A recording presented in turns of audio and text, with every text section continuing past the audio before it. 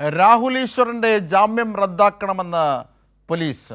ജാമ്യവ്യവസ്ഥ ലംഘിച്ചതിനെ തുടർന്നാണ് ഇത്തരത്തിലൊരു നടപടിയിലേക്ക് സൈബർ പോലീസ് നീങ്ങുന്നത്.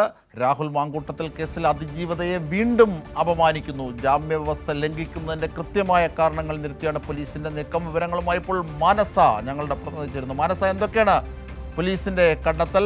ജാമ്യ വ്യവസ്ഥകൾ ഏതൊക്കെയാണ് രാഹുൽ ഈശ്വർ ലംഘിച്ചത്?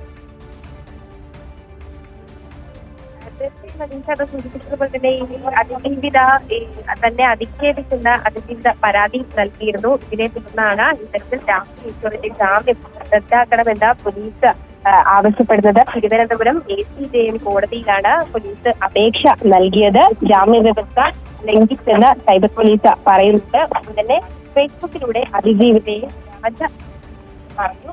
മാത്രമല്ല, ഇത് അതിജീവിതയിൽ ഭയവും മാനസിക സമ്മർദ്ദവും ഉണ്ടാക്കി.